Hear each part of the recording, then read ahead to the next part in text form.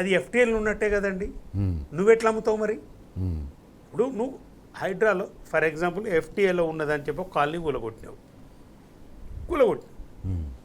ఇప్పుడు దీనికి మొత్తం ఫెన్సింగ్ చేసి ఇప్పుడు హైదరాబాద్లో అమ్ముతా అంటాడు. నువ్వు చెప్పే 2600 ఎకరాలలో ఎఫ్టీఎల్లో ఉన్న భూములు కూలగొట్టినానే కదా నువ్వు చెప్పింది, ప్రజలకంతా చెప్పి నమ్మిచ్చింది. ఇప్పుడు ఎఫ్టీఎల్లో భూములు ప్రభుత్వం అమ్ముద్దా? ఎట్లా అమ్ముతారు అది? అంటే ఏం లేదు, అమ్మటం కోసమే కూలగొట్టిండు. అమ్మటం కోసం ఒక కుక్కని చంపాలంటే ఏం చేయాలంటే ముందు దాన్ని పిచ్చిదని ముద్ర వేయాలి. ఒక భూమిని మనం కబ్జా చేసుకోవాలి, మనం తీసుకోవాలి, దాన్ని తీసుకొని అమ్ముకోవాలి. ఎట్లా చేయాలని చెప్పి అంటే అది ఎఫ్టీఎల్లో ఉందనో లేకపోతే చెరువు అనుకుంటాను. భేషజాలు కాదు నేనండి. ఇప్పుడు హైకోర్టు నేను అధికారిని మార్చమని చెప్పింది. సో మెనీ కాంటెప్ట్స్ దాని మీద ఉన్న తర్వాత కోర్టు ధిక్కరణ, ఆయన వైఖరి, ప్రజల యొక్క ఆవేదన వాళ్ళు కోర్టులకు వేసిన దాంట్లో చూసి వాళ్ళు మార్చమన్నారు. ఒక జడ్జి గారు, 2 జడ్జిలు చెప్పారు. ఏముందండి మారటానికి? చెప్పు దాంట్లో ఏది మారటానికి? ఎందుకు నీకు ప్రిస్టేజ్ ఏముంది దాంట్లో? నీకు ప్రిస్టేజ్ ఏముంది అంటారు? నీకు దాంట్లో ప్రిస్టేజ్ ఏం లేదు. అంటే ఏం లేదు, ఉంటేనే ఈ పనులన్నీ చేయగలుగుతాడు.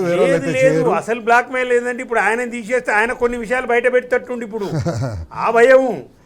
రాష్ట్రంలో రియల్ ఎస్టేట్ వ్యాపారం పూర్తిగా స్తంభించిపోయింది. రాష్ట్రంలో ఇప్పటికే ఆల్రెడీ లేఅవుట్లు వేసిన వాళ్ళు కూడా అమ్ముకోలేకపోతున్నారు. అపార్ట్మెంట్ల ఇన్వెంటరీ పెరిగిపోయింది. మనకు వచ్చిన రిపోర్ట్ల ప్రకారం చూస్తే దాదాపు 50-60% ఇన్వెంటరీ కట్టి పూర్తయిన ఇళ్ళు కూడా అమ్ముకోలేకపోతున్నారు.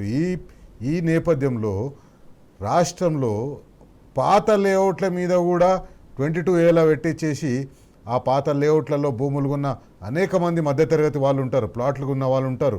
ఒక చిన్న ఇల్లు కట్టుకుందాం ఎప్పుడో రిటైర్మెంట్ అయినప్పుడు, లేకపోతే పిల్లలకు పెళ్ళిళ్ళకు వనుకొస్తుందో కట్టుకుంటున్నారు. అట్లాంటి ప్లాట్లు కూడా ఈరోజు 22A పెట్టించేసి వాళ్ళని ఏమీ చేసుకోకుండా చేస్తున్నారు. నరసింహారెడ్డి గారు, రాష్ట్రం మనం చూస్తున్నట్టయితే ఈ రియల్ ఎస్టేట్ వ్యాపారం భయంకరంగా ఉంది. అసలు ఏం లేదు, ప్రభుత్వం మీద నమ్మకం పోయింది. స్టాంప్స్ అండ్ రిజిస్ట్రేషన్ల ఆదాయమే మనకు చెప్తుంది అక్కడ ఎంత ఆదాయం తగ్గిపోతుంది అనేది.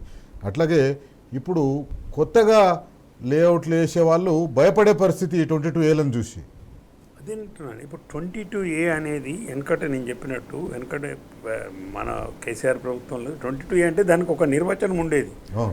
ఏ భూములు 22Aలో పెడతారనే దానికి ఒక వాస్తవానికి సామాన్య ప్రజలకు 22A తెలియదు, పట్టించుకోవాలి. అది ప్రైవేట్ భూములు పెట్టకూడదు దాంట్లో, అది అసలు చట్ట వ్యతిరేకం. కానీ వీళ్ళు ప్రైవేట్ భూములను పెడతలేరు, ఏదో ఒక టైంలో అది ప్రభుత్వ భూమి చూపించి పెడుతున్నారు. ఇప్పుడు నేనేమంటున్నాను, ఇప్పుడు ఇదే లాజిక్ ఇంతకుముందు నేను చెప్పిన లాజిక్ ఇది రిలీజ్ చేసిన భూములను మీరు సోకాల్ రిలీజ్ చేసిన భూములు ఇల్లు కూలగొట్టి ఎఫ్టీఎల్ ఉన్నాయన్నారు కదా, ఇప్పుడు అవి అమ్మటానికి సిద్ధమైన మూసీలో కూడా ఇదే లాజిక్ అడుగుతున్నాను నేను.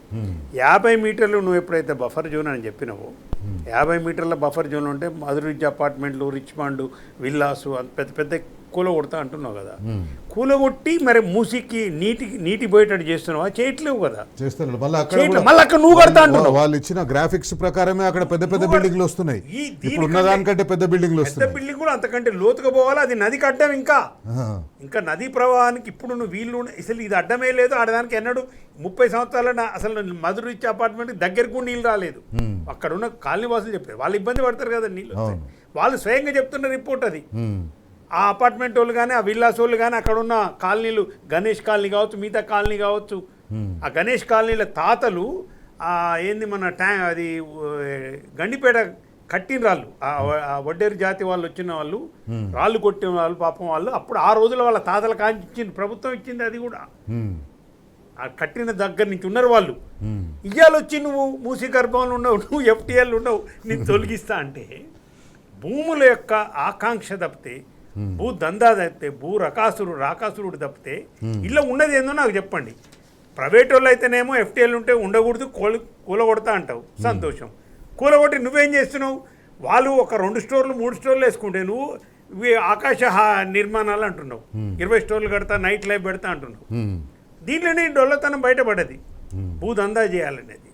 కాబట్టి ఇప్పుడు రేవంత్ రెడ్డి ఆలోచన మొత్తం కూడా సూర్యుని చుట్టూ భూమి ఎట్లయితే తిరుగుతుందో, ఈయన భూమి చుట్టూ భూమి ఆడ కనపడ్డా ఈడ కనపడ్డది, ఈ పక్కన కనపడ్డది 10 ఎకరాలు ఉంది, దీన్ని ఎట్లా వెంచర్ చేయాలి, ఎట్లా అంటే రియల్ ఎస్టేట్ బ్రోకర్ మెంటాలిటీ ఉన్న ఒక వ్యక్తి, అలాగే క్రిమినల్ మెంటాలిటీ ఉన్న వ్యక్తి. రేవంత్ రెడ్డి మీద ఇప్పుడు 89 క్రిమినల్ కేసులు ఉన్నాయండి.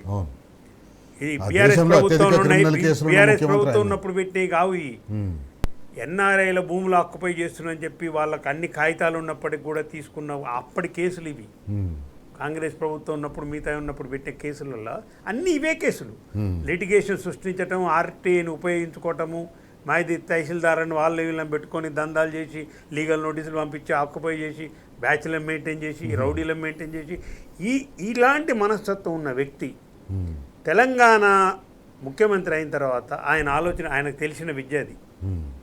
కాబట్టి మళ్ళీ ఏం చేస్తున్నాడు, తెలంగాణ రాష్ట్రంలో ఎక్కడెక్కడ భూములు ఉన్నాయి, ఏం చేయాలో మొత్తం ఎట్లా ఆక్యుపై చేసుకోవాలి, ఎట్లా డబ్బులు సంపాదాలి, ఎట్లా ల్యాండ్ బ్యాంక్ ఎట్లా పెంచుకోవాలని. రాష్ట్రంలో ప్రజలు నాశనమైనా కానీ, రియల్ ఎస్టేట్ ప్రజలు నాశనమైనా కానీ, వాళ్ళకి ఇచ్చిన హామీలు మూసీలో కలిసిపోయినా కానీ ఇంతవరకు గతి లేదు.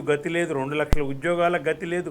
2.5 సంవత్సరాలు అయిపోయింది. ప్రజలకు ఎలక్షన్లప్పుడు పైసలు వాడేస్తే ఓట్లు వేస్తారనే మనస్తత్వం ఉన్న ముఖ్యమంత్రి ఇప్పుడు ఆ పైసలు జమ చేస్తారు, వాడు రేపొద్దున ఎలక్షన్ రాగానే ఇదే పైసలు వాడేస్తాను. కానీ తెలంగాణ ప్రజలు చాలా చైతన్యవంతులు. తెలంగాణ ప్రజలకి ఇవన్నీ తెలుసు.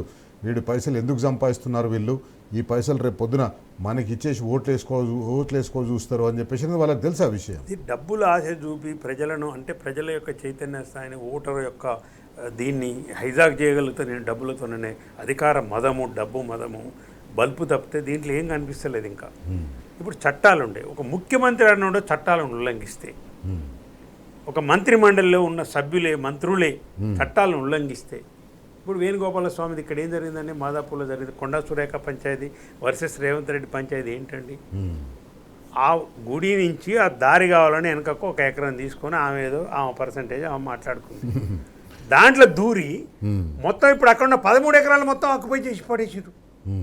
ఈ 5 ఈ గ్యాంగ్ అంతా, ఈ ల్యాండ్ మాఫియా ఒకటి ఉంది కదా, గ్యాంగ్ ఒకటి ఉంది కదా అక్కడ. ఎవరైనా ముఖ్యమంత్రి, నేను అంటున్నా, ఎందుకంటే జూబ్లీహిల్స్ ప్యాలెస్లో ఆయన ఉండటానికి గల మెయిన్ కారణం అదేనండి. ఆ నుంచి లేస్తే కమాండ్ కంట్రోల్కే వస్తుండు. ఈ రెండిట్లో ఉండటానికి గల కారణం ఏంటంటే, ముఖ్యమంత్రి అటువంటి ప్రైవేట్గా ఉండకూడదండి. నీ ప్రతి మూమెంట్ ప్రజలకు తెలియాలి. ఫర్ ఎగ్జాంపుల్ మంత్రి గారు ఏమంటే, ఎవరైనా ఎమ్మెల్యేలు ఏమంటే ఎందుకుంటారండి, ఎప్పుడు వాళ్ళ మూమెంట్ తెలియజేస్తుంటారు సెక్యూరిటీ పర్పస్లో. గవర్నమెంట్ సెక్యూరిటీ పర్పస్లో ఒక సెక్యూరిటీ పెట్టినప్పుడు వీళ్ళ మూమెంట్ ఎప్పుడు ప్రభుత్వం తెలుస్తుండాలి. ఇప్పుడు ముఖ్యమంత్రి మూమెంట్ ఎవరికి తెలుసండి, ఆయన ఇంటికి ఎవడు వస్తుండో పోతుండో తెలియదు, ఎవడు రాస్తుండో తెలియదు, ఏం కాగితాలు ఇస్తున్నదో తెలియదు, ఏం సూట్ కేసులు ఇస్తున్నదో తెలియదు. అదే ఇప్పుడు నువ్వు ప్రభుత్వం నిర్మించిన ప్రగతి భవన్లో ఉంటే మొత్తం అన్నీ తెలిసిపోవు. అక్కడ బట్టిని పెట్టిండు, కెమెరాలు పెట్టిండు. ఇప్పుడు బట్టిని కార్నర్ ఎవడెవడు పోతుండు, ఎవడెవడు వస్తుండు, ఏం చేస్తుండు, సీతక్క మూమెంట్ లేనిది, సీతక్క సంగతి ఏంది ఆమెను ఇట్లా స్పై కోసం వాడుకుంటేనే తప్పితే ముఖ్యమంత్రి చాలా పారదర్శకంగా ఉండాలి కదండి. కమాండ్ కంట్రోల్కి ఎందుకండి ముఖ్యమంత్రి గారు పోయేది, ఏం పని చెప్పండి, నాకు అర్థం కాదు. సెటిల్మెంట్ కాకుంటే ఈ భూదందాల కోసం పిలిపించి మాట్లాడు కోసం రంగనాథ్ పోయి అందరు పోయి కూర్చొని ఎంత పర్సెంటేజ్ అని సెటిల్ చేసుకొని ఆ 22A నుంచి తీయాలంటే, ఎన్ఓసి సంతకాలు పెట్టాలంటే. ఇంకొక విషయం చెప్తున్నా, ఒక ఫ్రెండ్ ఇప్పుడు మెసేజ్ వచ్చింది. ఇంతకుముందు 22Aలో ఉంటే ఒక కలెక్టర్ పెడితే ఎన్ఓసి ఇస్తే సరిపోయేదంట. ఇప్పుడు లేదు, ఎంఆర్ఓ దగ్గర నుంచి రావాలి, ఎంఆర్ఓ రావాలి, మళ్ళీ ఆర్డీఓ రావాలి, జేసీ రావాలి, కలెక్టర్ రావాలి. అంటే ముఖ్యమంత్రి కార్యాలయం రావాలి. ఎంఆర్ఓ దాంట్లో కలెక్టర్కి పర్సంటేజ్, ఈయనకు పర్సంటేజ్, ఈయనకు పర్సంటేజ్, అందరు కలిపి ఒక పర్సంటేజ్ మళ్ళీ పైకి. అధికారులు స్పష్టంగా చెప్తారు ఎక్కడైనా రెవెన్యూ ఆఫీసులలో. ఇది మా దగ్గర చాలా పెద్దవాళ్ళ దగ్గర పోతారు, పైదానికంటే ఏడన్నా ఇంటికి ఎందుకు సార్ మంత్రిని దాటిపోవాల్సి వస్తా అంటారు వాళ్ళు. ఇక పేరు చెప్తలేరు. కానీ ఈ రకంగా తెలంగాణ ప్రజల యొక్క భూములను మీరు నిషేధిత జాబితా అని ఆ యాక్ట్ స్ఫూర్తికి మీరు రాజ్యాంగ విరుద్ధంగా తూట్లు పొడి చేసి మీరు ప్రైవేటు పట్టా ల్యాండ్స్ కొన్ని సంవత్సరాల నుంచి అనుభవించున్న బోనఫైడ్ వారసత్వ ల్యాండ్స్ని కూడా తీసుకుపోయి నువ్వు 22Aలో పెట్టి ఇవ్వాలా. ప్రజల్ని మొత్తం కూడా ఇక్కట్లు పెట్టి నిద్రపోకుండా చేస్తున్న ఈ రేవంత్ రెడ్డిని పరమ దుర్మార్గుడు కాకుంటే క్రిమినల్ వేస్ట్ అవ్వడం ఉండంటే ఈ రాష్ట్రంలో నెంబర్ 1 రేవంత్ రెడ్డి అనండి, కేటీఆర్ గారు చెప్పిన. థ్యాంక్ యూ నరసింహారెడ్డి గారు. మొత్తానికి రాష్ట్రంలో కాంగ్రెస్ పార్టీ భూములనే నమ్ముకుంది. భూములనే నమ్ముకోవడం అంటే ఆ భూముల నుంచి వచ్చే ఆదాయాన్ని ప్రజలకు పంచడం కోసం కాదు, ఆ భూములను అమ్ముకొని వచ్చిన ఆదాయాన్ని వాళ్ళు పంచుకోవడం కోసమే భూములను నమ్ముకుంది. ఇది వాళ్ళ బరాబర్ అడుగుదాం. రేపు మరో ముఖ్యమైన అంశంతో మళ్ళీ కలుసుకుందాం. అంతవరకు సెలవు. నమస్తే. జై Telangana. Stay tune to T news.